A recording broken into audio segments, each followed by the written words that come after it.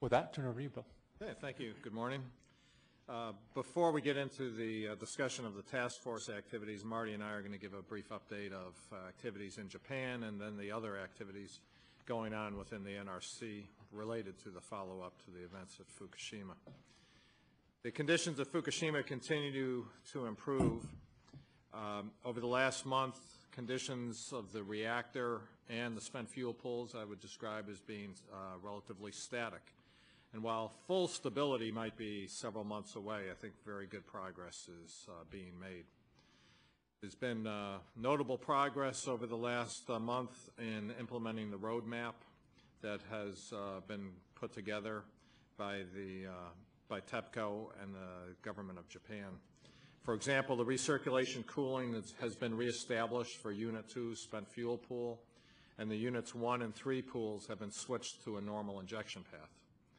Additionally, a ventilation system was installed in Unit 1 that has improved the environmental conditions in the reactor building. By the end of the month, TEPCO should have a new water treatment system in place to process the significant amount of radioactive water that has accumulated on site. Additionally, efforts are underway to reinforce the Unit 4 reactor building and the spent fuel pool. However, this progress is not without some new and emerging challenges. Events like last week's temporary loss of power to the Unit 1 and Unit 2 control room and the recent heavy rains on site pose new hurdles that need to continuously be overcome. We've repeatedly witnessed the ability to adapt to these challenges and to overcome them. So these are not major setbacks, but just an additional complication and issue that needs to be addressed. Over the last month, new indications and evidence have continued to enlighten our understanding of what really happened following the events on March 11th. Early in the event, the staff was concerned that the Unit 4 spent fuel pool had become dry, resulting in the potential for a large radioactive release. The latest information that we have, including recent video and water samples from the Unit 4 spent fuel pool, indicates that the pool, it's unlikely that the pool ever went completely dry.